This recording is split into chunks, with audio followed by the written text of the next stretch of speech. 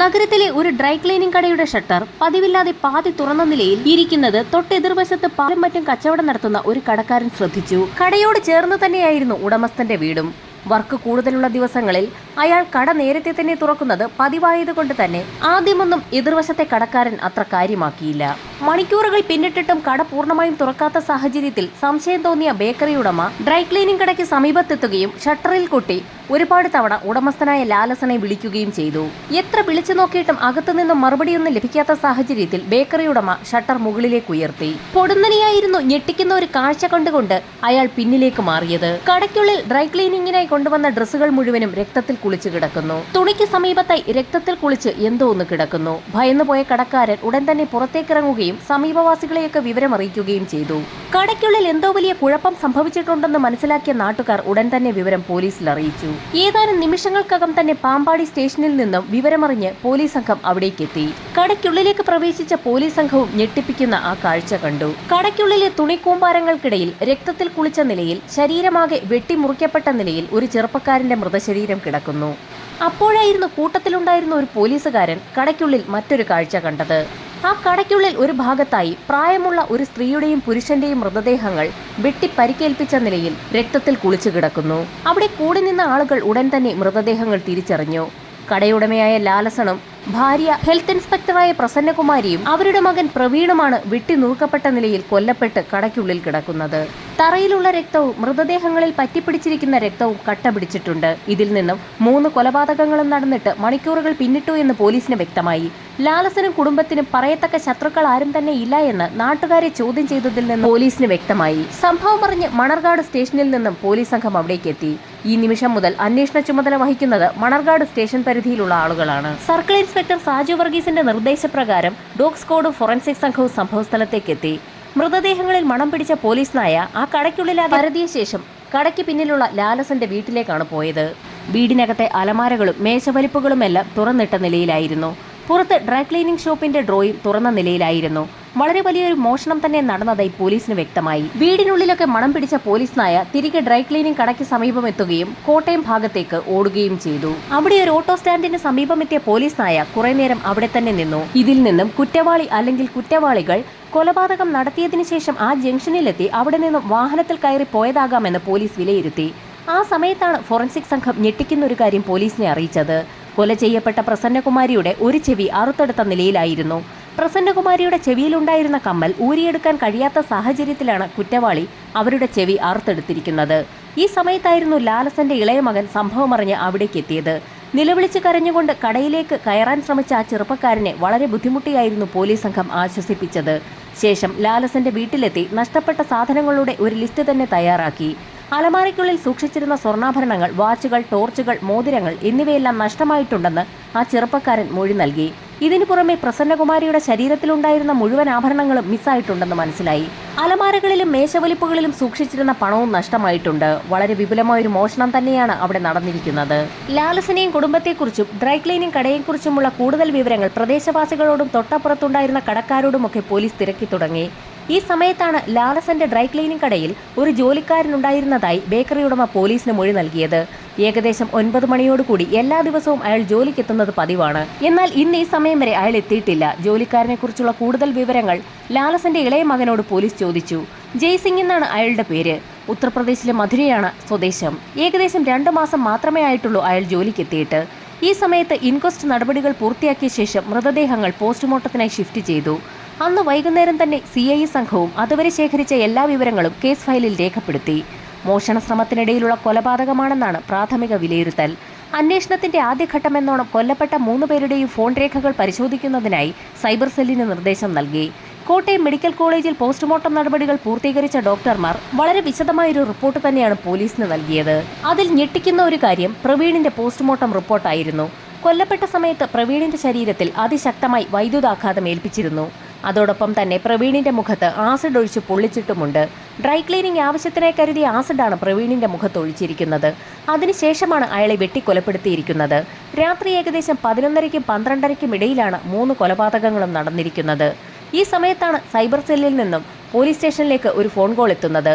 3 പേരുടെയും ഫോൺ രേഖകൾ പരിശോധിച്ചതിൽ നിന്നും പ്രത്യേകിച്ചൊന്നും കണ്ടെത്താനായില്ല. എന്നാൽ അതിൽ 2 ഫോണുകളിലേക്ക് ഒരു നമ്പറിൽ നിന്നും കൊലപാതകങ്ങൾ നടക്കുന്നതിനു മുൻപ് കോളുകൾ വന്നിട്ടുണ്ട്. ലാലസന്റെയും പ്രവീണിന്റെയും ഫോണിലേക്ക് ഒരു ഹരിശങ്കർ ആയിരുന്നു കൊലപാതകങ്ങൾക്ക് മുൻപ് വിളിച്ചിട്ടുള്ളത്. കിംസ് ഹോസ്പിറ്റലിൽ വർക്ക് ചെയ്യുന്ന ഹരിശങ്കറിനെ ഉടൻ തന്നെ പോലീസ് ബന്ധപ്പെട്ടു. അയാൾ നടന്ന സംഭവങ്ങളെല്ലാം പോലീസിനോട് വ്യക്തമാക്കി. ഹോസ്പിറ്റലിന്റെ ഭാഗമായുള്ള തുണികളെല്ലാം തന്നെ ലാലസന്റെ കടയിലായിരുന്നു ഡ്രൈ ക്ലീനിങ്ങിനായി നൽകുന്നത്. രാത്രി 10 മണിയായിട്ടും തുണികൾ എത്തിക്കാത്ത സാഹചര്യത്തിലായിരുന്നു ഹരിശങ്കർ പ്രവീണിന്റെ ഫോണിലേക്ക് വിളിച്ചത്. എന്നാൽ ഫോൺ എടുത്തയാൾ ഹിന്ദിയിലെന്തോ സംസാരിച്ചതായാണ് ഹരിശങ്കർ പോലീസിനോട് പറഞ്ഞത്. അതൊന്നും മനസ്സിലാകാതെയിരുന്ന ഹരിശങ്കർ ഉടൻ തന്നെ ലാലസനെ വിളിച്ചു. ലാലസനെ വിളിച്ച സമയത്ത് 40 മിനിറ്റിനകം തുണികൾ എത്തിച്ചു നൽകാമെന്ന് അയാൾ മറുപടിയും നൽകി. രാത്രി 10 മണിക്ക് ശേഷം പ്രവീണിനെ വിളിച്ചപ്പോൾ ഏതോ ഹിന്ദിക്കാരൻ ഫോൺ അറ്റൻഡ് ചെയ്തു എന്ന് മനസ്സിലാക്കിയ പോലീസ് സംഘം ഉടൻ തന്നെ ആ ഡ്രൈ ക്ലീനിംഗ് ഷോപ്പിന് സമീപം എത്തുകയും പ്രവീണിന്റെ അനുജനെ ചോദ്യം ചെയ്യുകയും ചെയ്തു. ചോദ്യം ചെയ്യലിൽ നിന്നും അവരുടെ കടയിൽ ജോലിക്ക് നിൽക്കുന്ന ഹിന്ദിക്കാരനായ ജയ്സിംഗ് ആയിരിക്കാം ഒരുപക്ഷെ ഫോൺ എടുത്തതെന്ന് മനസ്സിലായി.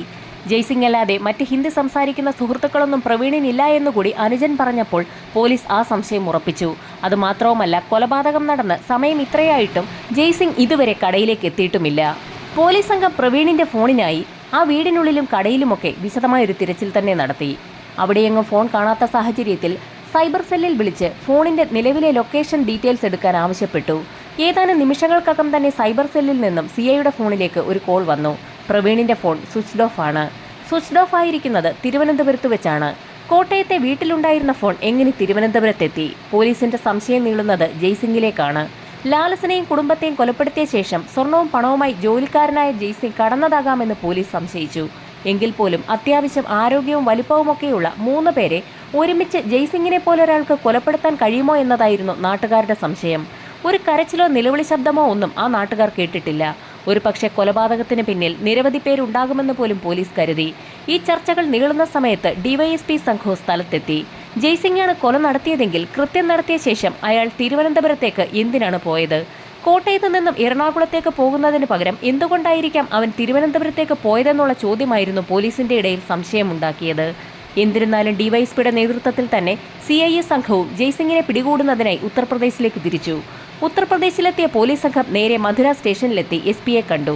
കോട്ടയത്ത് 3 പേരെ കൊലപ്പെടുത്തിയ ശേഷം ജയ്സിംഗ് എന്ന വ്യക്തി ഉത്തർപ്രദേശിലെ മധുരയിലേക്ക് എത്തിയിട്ടുണ്ടെന്ന് പോലീസ് പറഞ്ഞപ്പോൾ മധുര SP ജയ്സിംഗിന്റെ ഫോൺ നമ്പറും മറ്റ് വിവരങ്ങളുമൊക്കെ കേരള പോലീസിനോട് ചോദിച്ചു.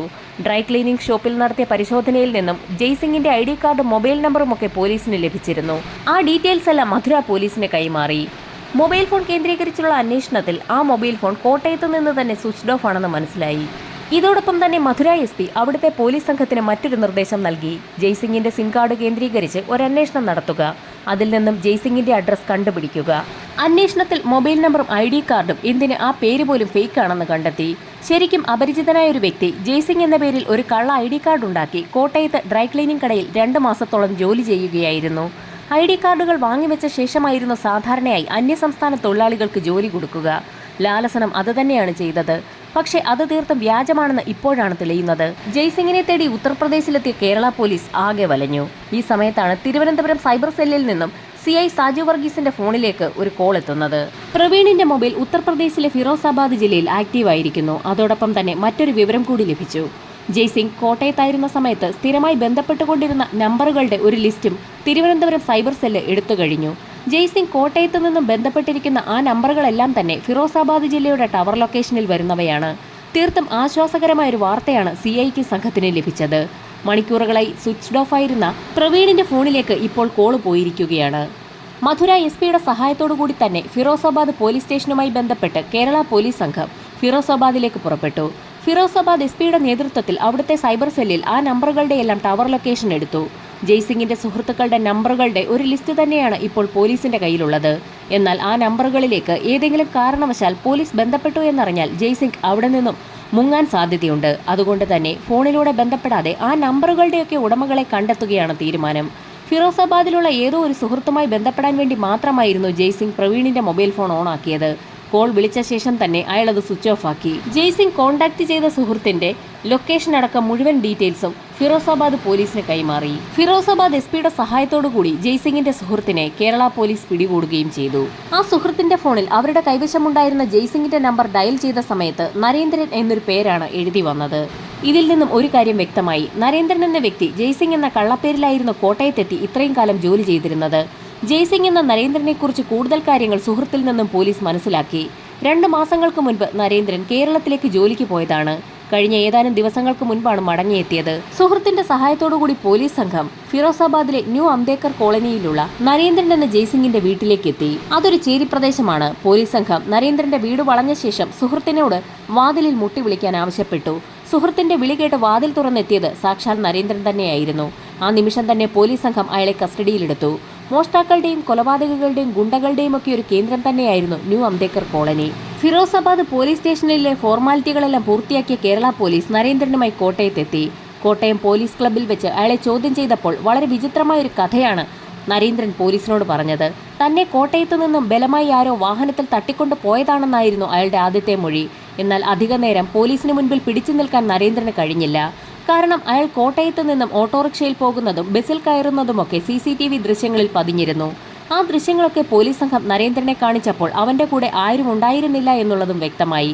കള്ളങ്ങളൊന്നും വിലപ്പോകില്ല എന്ന് മനസ്സിലാക്കിയ നരേന്ദ്രൻ എല്ലാ സത്യങ്ങളും പോലീസിനോട് പറഞ്ഞു തുടങ്ങി. ഡ്രൈ ക്ലീനിംഗ് ഷോപ്പിൽ നേരത്തെ ഉണ്ടായിരുന്ന ജോലിക്കാരൻ പിരിഞ്ഞു പോയ സമയത്ത് ലാലസൻ പത്രത്തിൽ പരസ്യം നൽകി. പത്രപരസ്യം കണ്ടതിന്റെ അടിസ്ഥാനത്തിലാണ് നരേന്ദ്രൻ കോട്ടയത്തെ ലാലസന്റെ കടയിലേക്ക് എത്തുന്നത്. നരേന്ദ്രനെ പോലെയുള്ള ആളുകൾ ഫിറോസാബാദിലെ അംബേദ്കർ കോളനിയിൽ നിന്നും ജോലിക്കായി പുറത്തു പോകുമ്പോൾ അവരുടെ കൈവശം വ്യാജ ID കാർഡുകൾ ഉണ്ടാകും.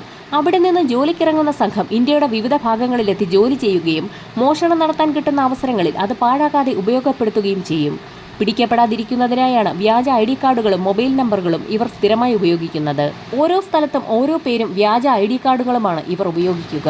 കോട്ടയത്ത് ജോലിക്കെത്തിയ നരേന്ദ്രൻ താൻ വിവാഹിതനാണെന്നും കുട്ടികളുണ്ടെന്നും വലിയൊരു കുടുംബത്തിന്റെ ഏക അത്താണി താനാണെന്നുമൊക്കെ പറഞ്ഞ് വിശ്വസിപ്പിച്ചായിരുന്നു ജോലിയിൽ പ്രവേശിച്ചത്. ജോലി ചെയ്യിപ്പിക്കുന്നതിൽ കർക്കശക്കാരനായിരുന്ന ലാലസൺ ജോലിയിൽ ഉഴപ്പുവരുത്തുന്ന നരേന്ദ്രനെ വഴക്ക് പറയുന്നത് പതിവായിരുന്നു. അങ്ങനെയിരിക്കെ ഒരു ദിവസം ലാലസന് ഒരു പണി കൊടുക്കണമെന്ന് തന്നെ നരേന്ദ്രൻ തീരുമാനിച്ചു. സംഭവം നടന്ന ദിവസം രാത്രിയിൽ കിംസ് ഹോസ്പിറ്റലിൽ നിന്ന് കൊടുത്തയച്ച വസ്ത്രങ്ങൾ വൃത്തിയാക്കിയ ശേഷം ലാലസൻ വീട്ടിലേക്ക് പോയിരുന്നു.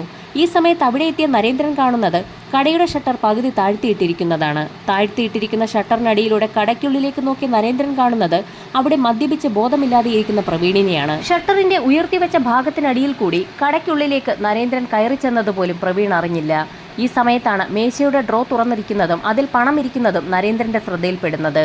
പ്രവീൺ അബോധാവസ്ഥയിലാണ്. വീട്ടിലുള്ള മറ്റുള്ളവർ കൂടി ഉറങ്ങിയോ എന്നറിയുന്നതിനായി കടയ്ക്ക് പിൻവശത്തുള്ള ലാലസന്റെ വീടിന്റെ ഭാഗത്തേക്ക് നരേന്ദ്രൻ പോയി. അവിടെ ജനാലയിലൂടെ നോക്കിയപ്പോൾ ഹാളിനുള്ളിൽ ചാരിയിരുന്നുറങ്ങുന്ന ലാലസനെയും കണ്ടു. ആ അവസരം വിനിയോഗിക്കാൻ തീരുമാനിച്ച നരേന്ദ്രൻ തൊട്ടപ്പുറത്തുണ്ടായിരുന്ന വീടിനോട് ചേർന്നുള്ള ചായ്പിലെത്തി അവിടെ നിന്നും ഒരു കോടാലി എടുത്തുകൊണ്ട് നേരെ കടയിലേക്ക് എത്തുകയും ബോധമില്ലാതെ കടയിലിരിക്കുന്ന പ്രവീണിന്റെ തലയിലേക്ക് ആഞ്ഞു വെട്ടുകയും ചെയ്തു. വെട്ടേറ്റ് പ്രവീൺ താഴെ വീണു. വീണ്ടും അയാളുടെ ശരീരം വെട്ടിമുറിച്ചു. പ്രവീൺ മരിച്ചു കാണുമെന്ന് കരുതി പുറത്തിറങ്ങിയ നരേന്ദ്രൻ കൈയും കാലുമൊക്കെ കഴുകി വൃത്തിയാക്കിയ ശേഷം താഴെയുള്ള അവരുടെ വീട്ടിലേക്കെത്തുകയും പ്രസന്നകുമാരിയെ വിളിച്ചുണർത്തുകയും ചെയ്തു. കിംസ് ഹോസ്പിറ്റലിൽ നിന്നും കോൾ വന്നിട്ടുണ്ടെന്ന് പറഞ്ഞുകൊണ്ടായിരുന്നു പ്രസന്നകുമാരിയെ നരേന്ദ്രൻ കടയിലേക്ക് വിളിപ്പിച്ചത്. കടയ്ക്കുള്ളിലേക്ക് കയറിയ പ്രസന്നകുമാരിയെ പിന്നിൽ നിന്നും നരേന്ദ്രൻ കോടാലി കൊണ്ട് വെട്ടി വീഴ്ത്തി. വാ തുറന്നുറക്കെ കരയാൻ പോലും കഴിയും മുൻപ് തന്നെ പ്രസന്നകുമാരി അവിടെ വീണുപോയി. അവരുടെ മൃതദേഹം അവിടെ നിന്നും വലിച്ച് ഒരു മൂലയിലേക്ക് മാറ്റിയിട്ട ശേഷം കൈയും കാലുമൊക്കെ കഴുകി വൃത്തിയാക്കിയ നരേന്ദ്രൻ ലാലസന്റെ വീട്ടിലേക്കെത്തുകയും കിംസ് ഹോസ്പിറ്റലിലേക്ക് കൊണ്ടുപോകുന്നതിനായുള്ള തുണികൾ വൃത്തിയാക്കി പാക്ക് ചെയ്ത് വെച്ച വിവരം അറിയിക്കുകയും ചെയ്തു. ഇതിന് തൊട്ടു മുൻപായിരുന്നു കിംസ് ഹോസ്പിറ്റലിൽ നിന്നും ഹരിശങ്കർ എന്ന വ്യക്തി ഹോസ്പിറ്റലിൽ നിന്ന് നൽകിയ തുണിയുടെ വിവരം അന്വേഷിക്കാനായി വിളിച്ചത്. ഹോസ്പിറ്റലിലേക്ക് കൊണ്ടുപോകുന്നതിനുള്ള തുണികളൊക്കെ പാക്ക് ചെയ്ത് വെച്ചതായി നരേന്ദ്രൻ അറിയിച്ചതിനെ തുടർന്നായിരുന്നു ലാലസൻ കടയിലേക്ക് എത്തിയത്. പ്രസന്നകുമാരിയെയും പ്രവീണിനെയും അടിച്ചു വീഴ്ത്തിയതുപോലെ തന്നെ കടയ്ക്കുള്ളിലേക്ക് കയറിയ ലാലസനെയും പിന്നിൽ നിന്നും നരേന്ദ്രൻ അടിച്ചു വീഴ്ത്തി. ലാലസന്റെ മരണം ഉറപ്പിക്കുന്നതിനായി നരേന്ദ്രൻ അയാളുടെ ശരീരം മുഴുവൻ വെട്ടിനുറുക്കി. ഈ സമയത്താണ് പ്രവീണിന്റെ ശരീരത്തിന് അനക്കമുണ്ടെന്ന് നരേന്ദ്രൻ തിരിച്ചറിയുന്നത്. ഈ സമയത്ത് കടയിലുണ്ടായിരുന്ന ഡ്രൈ ക്ലീനിങ് ആവശ്യത്തിനായി വെച്ചിരുന്ന ആസിഡ് എടുത്ത് പ്രവീണിന്റെ മുഖത്തെ കുഴിക്കുകയായിരുന്നു. പ്രവീണിന്റെ മരണം ഉറപ്പാക്കുന്നതിനായി അവിടെ കണ്ട 2 വയറുകൾ പ്ലഗിലേക്ക് കൊടുത്ത് വയറിന്റെ ഒരറ്റം പ്രവീണിന്റെ പുറത്ത് വെച്ച് ഷോക്കടിപ്പിക്കുകയും ചെയ്തു. അങ്ങനെയായിരുന്നു പ്രവീൺ മരണപ്പെട്ടത്. 3 പേരുടെയും മരണം ഉറപ്പാക്കിയ നരേന്ദ്രൻ ഡ്രൈ ക്ലീനിങ് ഷോപ്പിലെ മേശവലിപ്പിലുണ്ടായിരുന്ന പണം കൈക്കലാക്കി. അതിനുശേഷം പ്രസന്നകുമാരിയുടെ ശരീരത്തിലുണ്ടായിരുന്ന ആഭരണങ്ങൾ ഓരോന്നായി അഴിച്ചെടുത്തു. കൂട്ടത്തിൽ ഒരു കാതിലെ കമ്മൽ അഴിച്ചെടുക്കാൻ കഴിയാതെ വന്ന സാഹചര്യത്തിലായിരുന്നു നരേന്ദ്രൻ ഡ്രൈ ക്ലീനിംഗ് ഷോപ്പിനകത്തുണ്ടായിരുന്ന കത്തി ഉപയോഗിച്ച് പ്രസന്നകുമാരിയുടെ ചെവി മുറിച്ചെടുത്തത്. അവിടെ നിന്നും പുറത്തിറങ്ങിയ നരേന്ദ്രൻ പിന്നിലുള്ള ലാലസന്റെ വീട്ടിലെത്തുകയും മുറിക്കകത്തുണ്ടായിരുന്ന ഒരു ട്രോളി ബാഗ് കൈവശപ്പെടുത്തി അലമാരകൾ തുറന്ന് സ്വർണവും പണവുമെല്ലാം ആ ട്രോളി ബാഗിനുള്ളിലേക്ക് നിറയ്ക്കുകയും ചെയ്തത്. പോലീസിനെ തെറ്റിദ്ധരിപ്പിക്കുന്നതിനായി അലമാരിയിലുണ്ടായിരുന്ന ചില ഫയലുകൾ കൂടി നരേന്ദ്രൻ കൈവശപ്പെടുത്തി. അവിടെ നിന്നും പുറത്തിറങ്ങിയ നരേന്ദ്രൻ ഡ്രൈ ക്ലീനിംഗ് ഷോപ്പിനുള്ളിലേക്ക് കടന്നെത്തുകയും പ്രവീണിന്റെ പോക്കറ്റിലുണ്ടായിരുന്ന അയാളുടെ മൊബൈൽ ഫോൺ കൈവശപ്പെടുത്തിയ ശേഷം അവിടെ നിന്ന് കോട്ടയം ഭാഗത്തേക്ക് അതുവഴി വന്ന ഒരു ഓട്ടോയിൽ കയറി പോവുകയും ചെയ്തു. ഉത്തർപ്രദേശിലെ നരേന്ദ്രന്റെ വീട് സെർച്ച് ചെയ്ത പോലീസ് സംഘത്തിന് നരേന്ദ്രന്റെ വീട്ടിൽ നിന്ന് മോഷണം പോയ സ്വർണ്ണാഭരണങ്ങൾ അവിടെ നിന്നും കണ്ടെത്താനായി. ഇതോടൊപ്പം തന്നെ പ്രസന്നകുമാരിയുടെ അറുത്തെടുക്കപ്പെട്ട നിലയിലുള്ള ഒരു ചെവി അവിടെ നിന്ന് കിട്ടി. 90 ദിവസത്തിനകം തന്നെ കേസ് പൂർത്തിയാക്കി കുറ്റപത്രം കോടതിയിൽ സമർപ്പിച്ചു. 51 തെളിവുകളായിരുന്നു പ്രോസിക്യൂഷൻ കോടതിയിൽ ഹാജരാക്കിയത്. അതിനു പുറമെ 72 സാക്ഷികളെ കൂടി കോടതിയിൽ ഹാജരാക്കി. ഈ കേസിൽ നരേന്ദ്രനെ കോട്ടയം സെഷൻസ് കോടതി വിധിച്ചത് വധശിക്ഷയായിരുന്നു. അങ്ങനെ ജയിലിലാക്കപ്പെട്ട നരേന്ദ്രൻ അവിടെ വെച്ച് കെൽട്ടൂൺ നടത്തിയ ഒരു കോഴ്സിൽ ഡിപ്ലോമയും നേടി. അതിനിടെ വധശിക്ഷയ്ക്കെതിരെ ഹൈക്കോടതിയിൽ അപ്പീലും നൽകി. അപ്പീൽ പരിഗണിച്ച ഹൈക്കോടതി ഞെട്ടിക്കുന്നൊരു വിധി പ്രഖ്യാപനമാണ് ഇപ്പോൾ നടത്തിയിരിക്കുന്നത്. ജയിലിലാക്കപ്പെട്ടിട്ടും നരേന്ദ്രന്റെ പഠിക്കാനുള്ള താല്പര്യവും ഡിപ്ലോമയും ഒക്കെ കണക്കിലെടുത്ത് നരേന്ദ്രന്റെ വധശിക്ഷ ഹൈക്കോടതി ജീവപര്യന്തമാക്കി കുറച്ചു. എന്നാൽ നരേന്ദ്രന്റെ ജീവപര്യന്തം വീണ്ടും വധശിക്ഷയാക്കണമെന്നാവശ്യപ്പെട്ടുകൊണ്ട് കേരള പോലീസ് ഇപ്പോൾ സുപ്രീം കോടതിയിൽ ഹർജി ഫയൽ ചെയ്തിരിക്കുകയാണ്. സുപ്രീം കോടതിയുടെ നിർണായക വിധി പ്രഖ്യാപനം ചുരുങ്ങിയ ദിവസങ്ങൾക്കുള്ളിൽ തന്നെ കേസ് തെളിയിച്ച കേരള പോലീസിനെ അനുകൂലിക്കുമോ അതോ നരേന്ദ്രനെ അനുകൂലിക്കുമോ എന്നുള്ളത് വരും ദിവസങ്ങളിൽ തന്നെ അറിയാൻ കഴിയും.